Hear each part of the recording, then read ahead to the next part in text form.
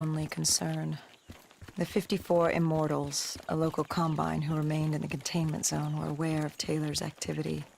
This place was the epicenter of the epidemic. The 2060 Coalescence disaster created the cursed world we lived in today.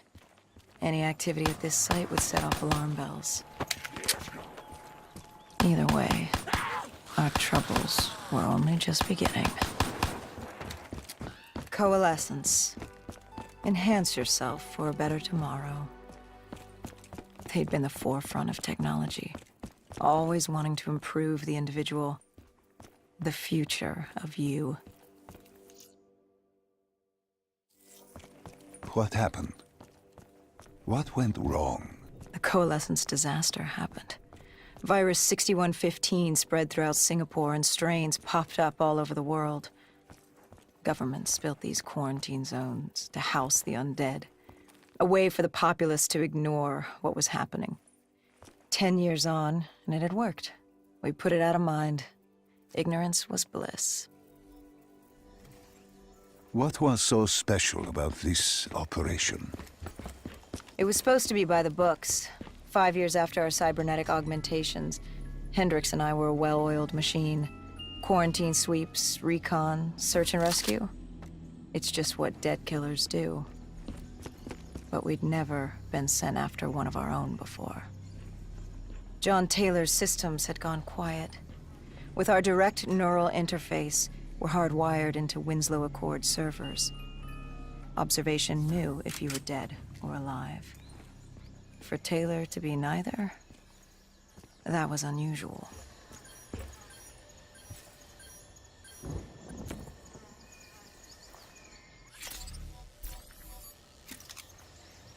We located an EMF source and uploaded it to Central. It was a 54 Immortal audio log, detailing unusual activity coming from the server room at the lowest level of the building. It couldn't have been more than a week old, probably why Taylor's team had been sent to investigate. Hendricks activated a recon drone to scan for life. We picked up a signal coming from far below. As we stood there in the atrium, I felt like Alice. And we were about to jump down the rabbit hole. When man fled the virus, they left behind thousands of active robots. Machinery abandoned with one directive: kill the dead. Years later, they're still killing. But with decrepit programming, somehow humans had been added to their kill list, indistinguishable from our brainless counterparts. The strange behavior was observed in multiple quarantine zones. Another nuisance for us to deal with while on recon. We moved on. What did you find below Coalescence? A CIA black project. Project Corvus. Unknown to the world, and unknown to most people in the know. As off the record as it got. A redacted footnote in Langley's history book. Part of me wishes we just turned back. Why? It would have been easier. For me. For Hendricks. For the world. Is it such a bad thing? To want to be blissfully ignorant in the face of daunting adversity? We didn't have a choice. Those who find fate thrust upon them rarely do. The human testing lab. What awaited you there? We found the truth. The cause of the disaster. You are certain of this? We didn't have the full picture. Not yet. But this was the source. We knew Coalescence was where the virus originated, but residue of 6115 in the air left no doubt. This was where it all began. When the disaster happened, hundreds of thousands died instantly. And they were the lucky ones. Because when the rest of Singapore inhaled 6115, they changed. From the living into the living dead. These test subjects, They were linked together, connected with a direct neural interface. Their minds hardwired into the central server. Hendricks didn't like what he saw. You knew something was wrong. The same tech in our own heads made us what we were. It was down here in this room. We didn't know what happened, but the data didn't lie. Man did what man always does, playing God and fucking everything up. We, the CIA, man, we created these things. We changed the world. How do you mean, change the world? The Winslow Accord and the Common Defense Pact. We'd been engaged in a Cold War for nearly a decade. 6115 changed that. When the dead walked among us, we set aside our differences. For all of your conflicts, you and your enemy had two things in common. You're both human, and you both want to stay that way. Was this the source of the signal? No, but it looked like Taylor had come through. Our answers were still further down. When you found the server room, did you have any idea what you would uncover? We couldn't have known. What we found was... We found Sebastian Diaz. One of Taylor's. Another dead killer. Our friend. He'd linked himself to the CIA server, connected directly with the Winslow Accord systems. He was deactivating defenses for the undead quarantine zones all over the world. The massive walls containing the spread, keeping us from the undead. Deactivating the defenses would let the flesh-eating hordes loose upon the living. It would end humanity. We had to stop him. The only way to stop him now was by destroying the server.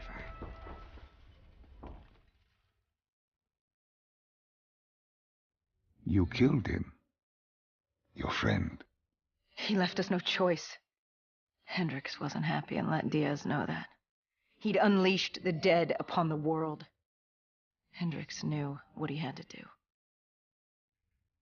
You needed to find out what he knew. What he knew about Taylor. Interfacing with Diaz and accessing his memories was the only way to find him.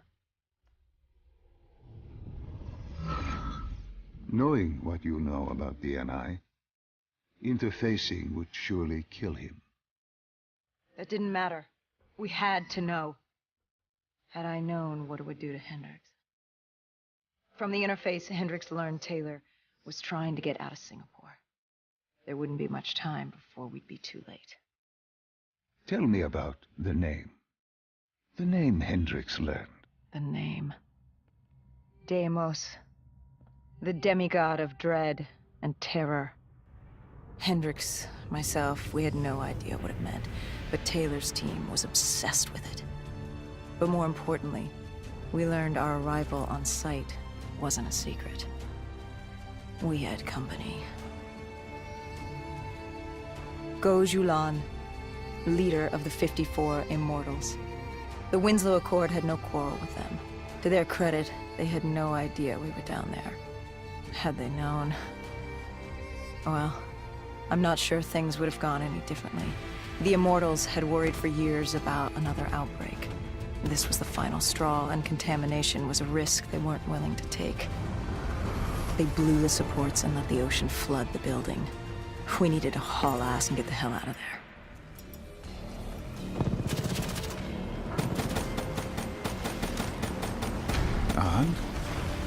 And what happened then? We got through it. We survived. Taylor's team was making their way out of Singapore. But we weren't giving up that easy. We still had a chance to catch up before the quarantine zone collapsed entirely. We couldn't make sense of what they'd done. Their motivations, their actions. There was no way to explain it. At least not yet. To figure that out, we needed them. And we also needed to get the hell out of Singapore. That was the day everything changed. That was the beginning.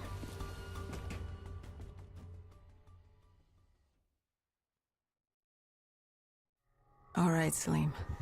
I told you how this began. Now tell me why. How do I stop Deimos if I'm dead? Your body is dead, but your mind remains alive. I'm connected through your direct neural interface in your subconscious. To save humanity, you must open the portal. With your body gone, the only way to do this is to train your mind. Train my mind. Relive the events preceding your last. Only then can you alter them, change them. This... Now this is insane. Let me show you. Think back to when you first met Taylor.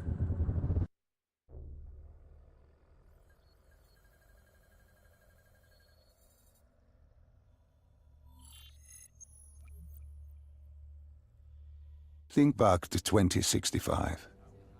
You're on a train in Switzerland. I'm heading toward downtown Zurich. On Taylor? That's him.